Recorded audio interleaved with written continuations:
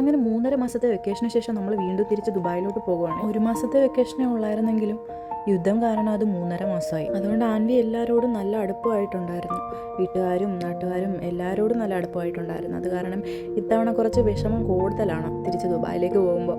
ആൻവിക്ക് ഇനി എല്ലാവരെയും നല്ലപോലെ മിസ് ചെയ്യും. നമ്മുടെ 2 കൂട്ടുകാരാണ് എയർപോർട്ടിലോട്ട് കൊണ്ടാക്കിയത്. പോകുന്ന വഴിക്ക് നമ്മൾ കൊച്ചി ഫോറം മാളിൽ നിന്ന് KFC കഴിച്ചായിരുന്നു. ആൻവിക്ക് അമ്മ ചപ്പാത്തി ഉണ്ടാക്കി തന്നു വിട്ടിട്ടുണ്ടായിരുന്നു. അത് അവൾ കഴിച്ചു. 1.5 മാസം ഉണ്ടായിരുന്നെങ്കിലും സമയം പോയതേ അറിഞ്ഞില്ല. ഇപ്രാവശ്യം ഏറ്റവും കൂടുതൽ മാറിയത് ആൻവിയാണ്. അവൾ എല്ലാവരുമായിട്ട് ഒരുപാട് അടുത്തുപോയി. രാവിലെ എണീക്കുമ്പോൾ തന്നെ ഓരോരുത്തരായിട്ട് അന്വേഷിക്കാൻ തുടങ്ങും. എല്ലാവരുടെ കൂടെയും കളിക്കുന്നതൊക്കെ കാണാൻ നല്ല രസമായിരുന്നു. അവളെ എടുത്ത് ദുബായിലേക്ക് പോകുമ്പോൾ നല്ല വിഷമമുണ്ട്. നാട്ടിൽ നിന്ന് നമുക്ക് ഒരുപാട് സ്നേഹവും കരുതലും കിട്ടിയിട്ടുണ്ട്. അങ്ങനെ ഞങ്ങൾ എയർപോർട്ടിലെത്തി. എമിറേറ്റ്സിലാണ് പോയത്. അത് കഴിഞ്ഞ് നമ്മൾ ഫ്ലൈറ്റിൽ കയറി. ആൻവി നല്ല ഉറക്കമായിരുന്നു. അവൾക്ക് കഴിക്കാൻ വേണ്ടിയിട്ട് അവരൊരു വെജിറ്റബിൾ പ്യൂരി തന്നിട്ടുണ്ടായിരുന്നു. പിന്നെ അവൾക്ക് കളിക്കാൻ വേണ്ടിയിട്ട് ബുക്ക് കൊടുത്തിട്ടുണ്ടായിരുന്നു. പക്ഷെ ആൻവി അപ്പോഴൊക്കെ നല്ല ഉറക്കമായിരുന്നു. അത് കഴിഞ്ഞ് അവർ നമ്മളുടെ ഫോട്ടോ എടുത്ത് തന്നിട്ടുണ്ടായിരുന്നു. കുഞ്ഞുങ്ങളെയും കൊണ്ട് പോകുമ്പോൾ അവർ നമുക്ക് ഫോട്ടോ എടുത്തു തരും കേട്ടോ. അത് കഴിഞ്ഞ് ഞാനൊരു മാംഗോ ജ്യൂസ് പറഞ്ഞു.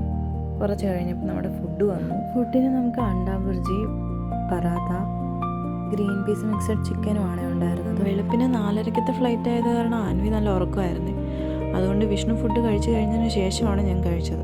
അതിൻ്റെ കൂടെ ഒരു ചെറിയ സ്ട്രോബെറി ജാമും യോഗട്ടും പിന്നെ ഡെസേർട്ടായിട്ട് ചെറുപയർ പായസമായിരുന്നു ഉണ്ടായിരുന്നത്. പിന്നെ ഒരു ബണ്ണും ബട്ടർ പിന്നെ ടീ കേക്കും ഒക്കെ ഉണ്ടായിരുന്നു.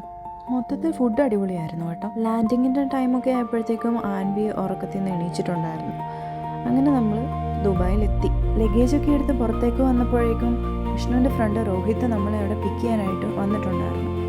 അങ്ങനെ അവിടെ നിന്ന് നേരെ ഫുഡും കഴിച്ച് നമ്മൾ സ്വാതിയുടെ വീട്ടിലേക്കാണ് വന്നിട്ടുണ്ടായിരുന്നത്. സ്വാതി എൻ്റെ ഫ്രണ്ടാണ്.